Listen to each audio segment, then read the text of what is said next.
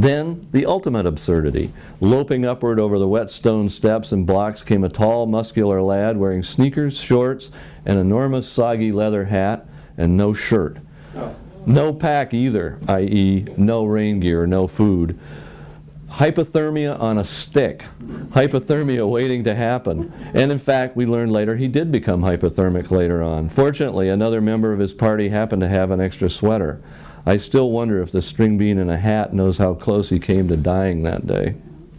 Katahdin is probably at least as dangerous a mountain as Mount Washington. The AMC Main Mountain Guide notes that the weather is similar and that the longer access routes and lack of any summit shelter have contributed to many hiker injuries and several deaths in recent years. There is, in fact, on any large mountain, plenty of opportunity to experience the presence of a force not bound to be kind to man. Back at the trail junction in the pouring rain, Michael and I quickly decided not to go down the way we had come up. A-ball slide is not recommended for descent in bad weather. The rain was hard and steady now, and the wind seemed to be picking up. We headed down the Hunt Trail, the Appalachian Trail, which is supposed to be safer in a storm. It is, however, a mile longer than the A-ball slide trail. It comes off the mountain 3 miles from our campsite, and it is, as we would have ample opportunity to experience, a very tough trail. Fortunately, we were well prepared. I no longer felt at all foolish about the wool hat I had packed that morning. In the cold, blowing rain, I was wearing it, and glad to have it. We picked our way westward across the rain-swept plateau, which I could see was narrowing into a slender spur. When I reached the end of the spur, I immediately received 2 unpleasant surprises. Wham! A roaring wind slammed into me, almost blowing me off my feet. The rain, which had been merely wet and cold before, had become icy and stinging and horizontal, not vertical. Each drop stung like a tiny whiplash. Was there hail in it? Probably not. I didn't see any on the ground, but it felt like there must be. It lashed my face and eyes so. At the same time, I involuntarily looked down. Damn. A bare stone ridge dropped steeply away in front of me, a near vertical stack of pinkish boulders that went down as far as I could see. It was narrow, completely bare and rocky, and looked more like a cliff edge than a trail. At least 1,000 feet of steep, wet rocks confronted us. Individual white streaks of rain slashed in front of me. As if to underline our predicament, a super gust of wind picked me up and dumped me, gasping, on the rocks.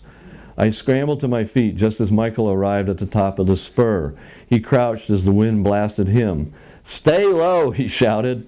No problem. I had no desire whatsoever to stand erect. The ridge we had to descend was extremely narrow at its top. A 30 to 40 foot cliff established its left-hand side directly ahead of me. You must not fall, I told myself. You can crawl if you need to, but you must not allow yourself to be blown off this ridge. Stay away from that edge.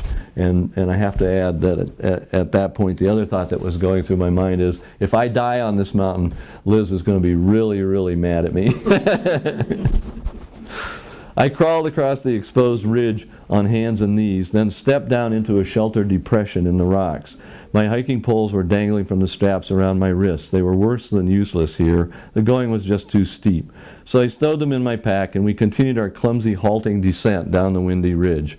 We squeezed backward through the gateway, a narrow space between 2 granite boulders, and worked our way step by step down the steepest part of the ridge.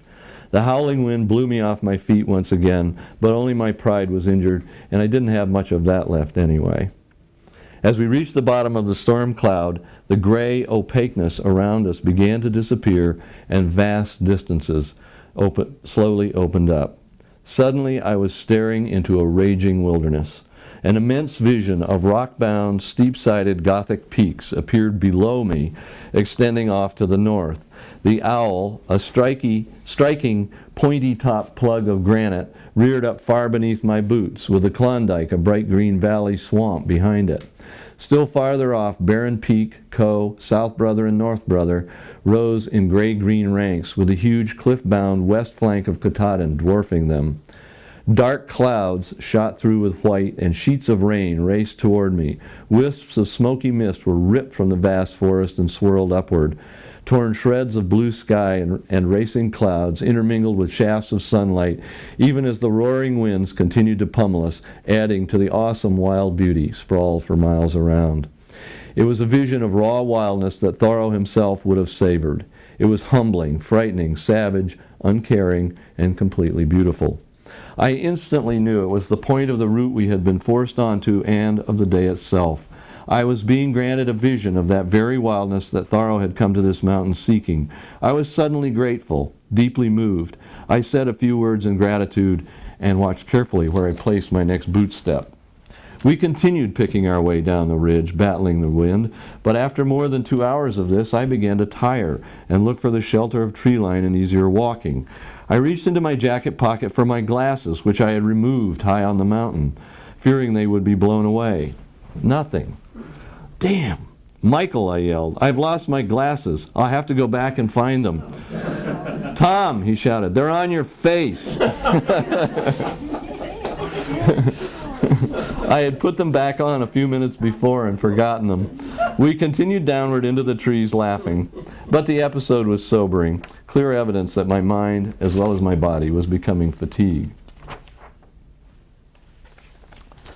And I think fortunately we were soon below tree line in the protective shelter of the forest once again. And when we emerged at Katahdin Stream Campground after a long slog down the winding trail, we looked back at Katahdin's summit.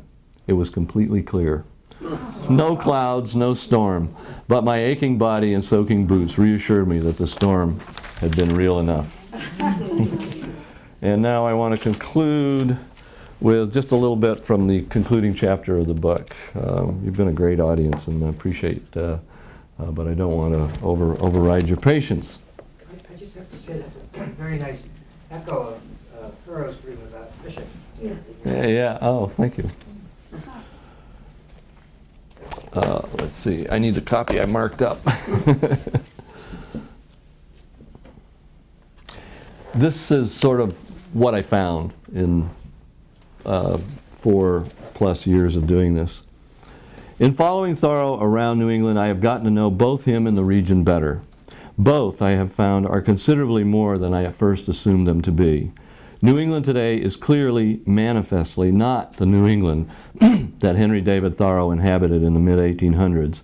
Time and technology have transformed our society, and we, busy, educated, post-industrial, well-trained consumers that we are, have transformed this place in which we live. Though nostalgia for the past and a cultivated affection for steam locomotives, covered bridges, and a small-scale pastoral world can make us wish otherwise, New England today differs radically from that earlier New England. It is a different place with more prosperity and perhaps less soul, though Henry was pretty emphatic about the lack of soul in New England in 1845. Things are different now. Drive Interstate 95 around Boston any day of the week if you doubt it. And yet, the glowing coals, I'm camping out beside a small river near my sister's place in Vermont. And yet the glowing coals of my campfire assure me that you can still find wildness in staid and settled New England, and to a somewhat more complicated degree, wilderness as well. There's actually a considerable amount of wilderness still left in the region, especially northern New England, but in almost every instance it exists provisionally, isolated pieces of a vanishing ecological frontier that our burgeoning society has pressed into enclaves, surrounded by roads and suburbs, and then protected, unquote. There are probably a dozen definitions of wilderness involving roadless areas, undisturbed old-growth forest, water quality, and so on. For me, defining wilderness is vaguer and simpler. I know it when I see it, or when I'm in it. One of my standards is that wilderness can kill you. Ironically, one of our deadliest wild places is also one of the most easily accessible, the presidential range of the White Mountains, which Thoreau climbed twice. Though Mount Washington and the surrounding peaks of the presidential range are laced with trails and surrounded by roads, their bare upper slopes and unpredictable weather make them dangerous year-round. Many have died of exposure there, even in summer. One recent May, on the edge of that particular wilderness, I was quite sure I didn't need to go any farther into it. A friend and I were standing on granular late spring snowpack in Tuckerman Ravine on the east side of Mount Washington. We had hiked in on a May morning that was warm and mostly sunny in the valley, but by the time we had climbed the 2 miles from Pinkham Notch up and into the bowl of the ravine, the sky directly above us was black and howling. The benign-looking beret of clouds Mount Washington had been wearing as we drove to its base was, in fact, a summit storm that sounded up close like a mini cyclone.